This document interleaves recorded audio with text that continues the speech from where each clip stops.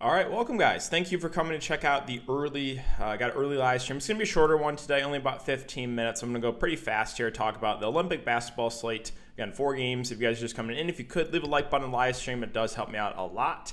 And yeah, I'm going to go team by team really quick, kind of talk about the players so there's some interest in, and then leave a little bit of time for some questions at the end. So we'll start off the first game here, and that's France and Iran. Again, what you have to worry about here is the potential for a blowout. This game is a 27-point spread right now.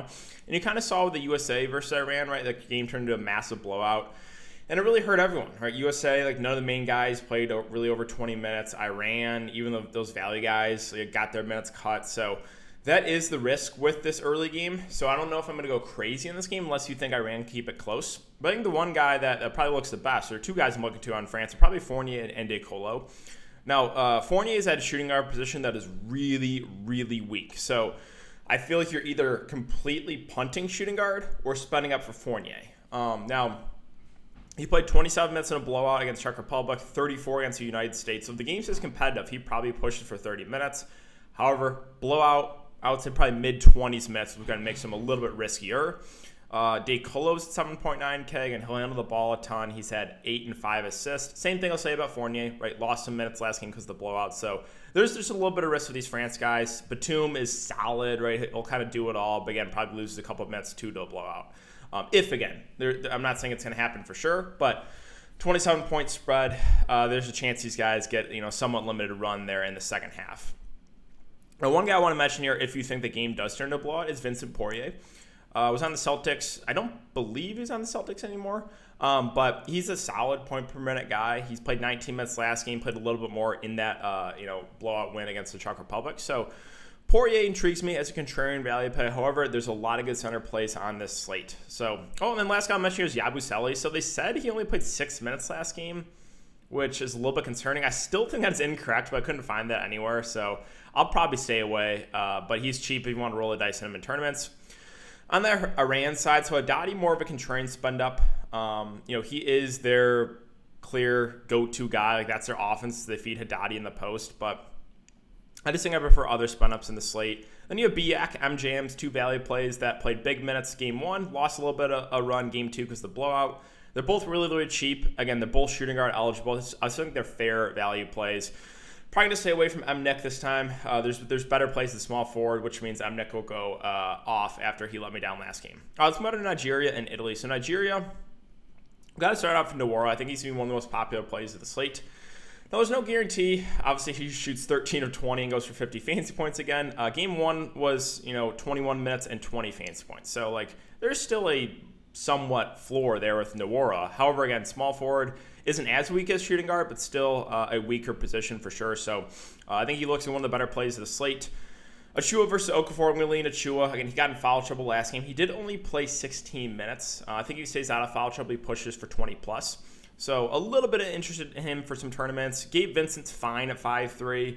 Again, in some of the exhibition games, he was actually taking over. So again, fine contrarian play. Okoji was awful last game. He was really bad. He lost minutes, but he was handling the ball a ton, and he's shooting guard. Again, shooting guard is so weak. So bounce back candidate in Okoji, I think is possible here. And then you have 2 really cheap guys, Okpala and Oni, 2 guys that are on NBA rosters. Now, neither are going to be, the top guy in offense here, but Okpala's a solid defender. He played 22 minutes last game, and Oni's kind of a sharp shooter. Again, a shooting guard, which is really, really weak, and he has played over 20 minutes the last couple games. So there's some viable options here for sure on Nigeria, Nwora being the one that looks the best. On Italy, so the minutes for Italy last game were really weird. Gallinari saw under 20 minutes, still came off the bench. I just don't know if I can use one of my spend ups. Now, it's possible he plays a lot more in this game. You never know. But right now, I just think I prefer other guys. Fad and Chio's been their best player so far, been averaging about 30 minutes, 37 and 29 fantasy points. The price is slowly coming up in him, but I still think he's a fine play, kind of the upper mid-range. Nico Mannion, I think, looks like one of the better plays in the mid-range.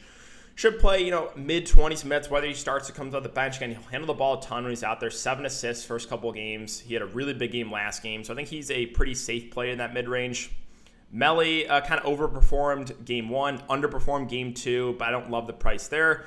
2 nut lost Mets last game. Again, the price went up too. I'll probably pass. Polinar is a guy that I do kind of like here, 4-9. In the exhibition games, it was him and Fanchio that were, the number 1 and number 2 in offense. He shot 0 of 6 game 1, bounced back in a nice way game 2. Only played 22 minutes though, but he'll be a pretty decent point per guy when he's out there, a good rebounder, and he's below 5K. So I think Polonara actually is a pretty good value play. All right, guys, let's finish up the last couple games here. Again, I'll leave a little bit of time for some questions. Germany, Wagner was in foul trouble last game. However, he was phenomenal. He was averaging over 2 fancy points a minute when he's out there. 12 minutes, 28 fancy points. I think Wagner's a fine contrarian spend up. Again, though, he's not going to start. His minutes have been up and down, right? Even in the exhibition games, there's some games he only played like 10, 15 minutes. There's one game he pushed for 30. Let's just say this, if I knew he was going to play close to 30 minutes, I would play Mo Wagner because he's that good of a point per guy. The issue right now is just the minutes. M. Lowe for Germany is going to handle the ball, should play close to 30 minutes, played 29 last game. Now, did have 9 turnovers, but had 9 assists. So I think he's a pretty safe play in the upper mid tier as well. Votman I'll pass on. He got more minutes last game because of Wagner foul trouble. I don't think I'm going to go there. Isaac Bonga, 5'2", is playable. Should play over 20 minutes. However, again, there's a lot of good center plays on the slate, which we'll get to first on the other side of Australia, then we'll talk about Czech Republic. Andreas Opes is a fine value. I wish he was shooting guard because he is a shooting guard. They have him listed as a point guard. He's a sharpshooter. He should play big minutes. He's played about 30 minutes the last couple of games. Again, has to hit his shots, though, to get value, but is really cheap. So I think he's playable. And then Thiemann, off the bench, he's been getting about 20 minutes for Germany. Had a forgettable game 1, but bounced back for 24 fancy points game 2. He's really cheap. He'll be in the rotation. He's a big. I think he's a fair value as well. All right, so let's move on to Australia. Probably my favorite team to target here. I really, really like Australia. Patty Mills, Joe Ingles, 2 of my favorite spend ups. Do lean Mills over Ingles. However, he's going to be probably 10 times the ownership of Joe Ingles. So yeah, Mills should play about 35 minutes. He'll handle the ball a ton. Really like him. Joe Ingles is, don't be super surprised if he outscores Patty Mills. It's possible. Obviously, the most likely outcome is Mills outscores Ingles, but there's a chance Ingles could outscore Mills, and he's going to come in at way lower ownership. So like both Australian spend-ups, but do prefer Mills. Thibault pass on just a little bit too pricey. Exum, playable. 24 minutes game 1, 18 game 2. It's fine just because shooting guard's really weak, but we're really where I want to talk about here is the center. So do not play Aaron Baines. He is out for the rest of the Olympics, neck injury. So they ran an 8-man rotation last game. Aaron Baines is out. Kay and Lando both had really good games with Baines in. That was Baines playing about 15 minutes. Baines is now out. So Lando below 5K, Kay below 5K. I think both look phenomenal here. And Lando got in foul trouble game 1, so don't be super worried there. I think he's one of the best values in the slate, and I really like Nicholas Kay too. Has dominated the last couple games. 26, 27 minutes has really, really been producing in. There's no more Aaron Baines. So my guess is Nicholas Kay starts. And if he starts, he might play a couple extra minutes. They've already been running a thin rotation. Now they have one less guy. I really like Lando and Kay. Now with one less body in the rotation, maybe Dellavedova plays a little bit more. 17, 23 minutes, like maybe they go a little smaller. He's a guy that will handle the ball a decent amount.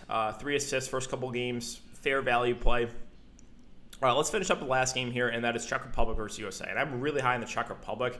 Even though they're underdogs here, if they want a chance to keep this game competitive, they're going to have to rely on their main guys. Their main guys being Tomas Sandorance at 8.1K.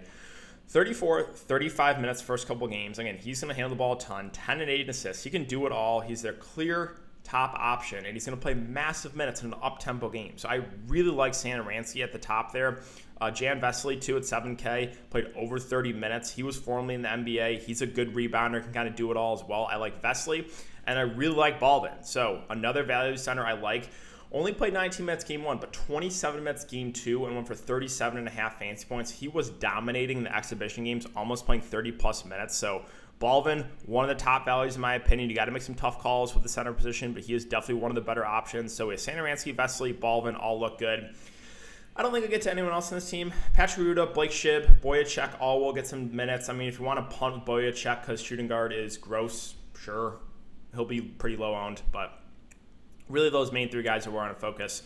All right, finishing up with the USA, KD, Lillard are the 2 guys I'm looking to at the top. I do prefer KD to Lillard because he's small forward eligible, a little bit of a weaker position. Plus, I think KD has a little bit of a higher floor than Dame, even though he had a terrible game 1. So KD would be the spend up I'd get to on the USA. The rest of the USA feel a little bit too pricey, so they did start Drew and Booker last game. Would lean Drew over Booker because he can kind of stuff the statue, or Booker a little more rely on the scoring. I just think like everyone else is a little bit too pricey. If you want to roll the dice and like a Tatum off the bench for low ownership, I don't hate it. But like, yeah, a lot of these guys are too overpriced. So not a ton of interest in the USA guys. It's like more the main guys, KD, Lillard, a little bit of interest in Drew. I think a little bit of interest in Tatum. Bam Adebayo only played 13 minutes last game, but 25 game one. So I guess a little bit of interest there too. But I don't want to go crazy in my USA exposure. All right, guys, so that's really it for my quick breakdown. As far as prize picks, again, if you guys want to check it out, you can use link in the description below, DKDFS, all one word. You'll get a 100% match up to $100. One play I really like here is the over on Tomas Satoransky fantasy points, 31.5. I think the only way that fails if this game turns into a massive blowout. If this game stays somewhat competitive, Satoransky is going to go over there. So I think I like the over there on Satoransky. And yeah, that's about it. So all right, guys, leave some questions in the chat if you have any. Here, let me refresh, make sure I'm not missing anything.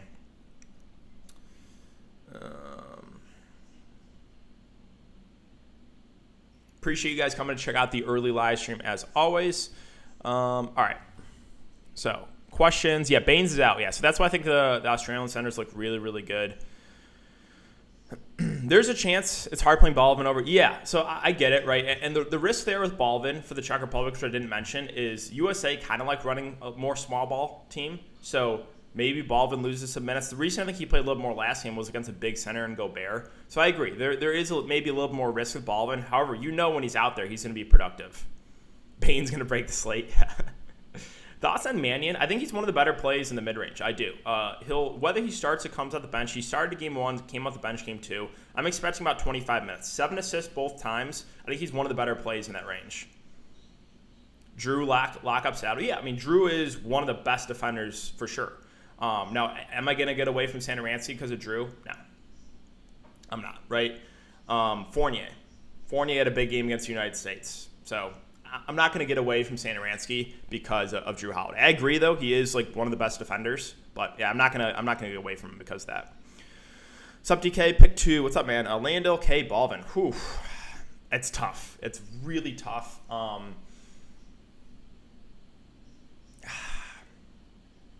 I think the safest way to go is play the 2 Australian centers. But I'm really struggling with that decision myself. Yeah, I think it's a really tough call. Baldwin or Aussies, I think you pick 2 of those 3, and you got to make a tough call. Again, the risk with Baldwin is United States like running small, they go fast. Maybe he loses some minutes, right? He only played 19 game 1, so that's a risk. Whereas with Australian centers, no Baines. As long as you know foul trouble, those guys should push for 25-plus minutes. So the Aussie centers, I think, are a little bit safer. Hey, brother, love from Indy. Hey, appreciate that, man. Thank you. Is Mills too expensive? No. I think he is one of the top spend-ups. And it's just because, again, like you compare Mills to KD or Lillard. All right, so with Patty Mills, like he is their offense, right? With United States guys, they have a lot of talented players, right? KD and Lillard are probably their top options, but they have a lot of guys that can take over. Like Mills, he has Ingles and maybe those centers. But, like, yeah, so I just think I like getting to Mills over the USA guys. Czech players might be fadeable if it's a blowout quick. They have nothing to play for. France wins, and this game is after France. Oh, that is a really good point. Really, really good point. I didn't even think about that. Yeah, so the Czech. Okay. Well, I still think they would try to win. No, because there's 2 because the Czech are 1-1 right now, right? So there's 2 third-place teams that get in. So they're going to play hard, too, no matter what. Are you playing any USA guys? I haven't finalized my build, but I think they're just more contrarian to get to the USA guys. So if I do go to 1, it's probably going to be like KD at the top. Spend up besides Patty Mills, Satoransky. Yeah, exactly. I know. 4 Australians, too much. You can do it. It's doable because they run such a tight rotation. Who needs power forwards? Yeah. All right, guys, I'll stay in for another minute, and then I do it to get out here. Again, I know it was a quicker live stream, but I appreciate you guys coming to check it out. Mills and Okogie or Mannion and Fournier?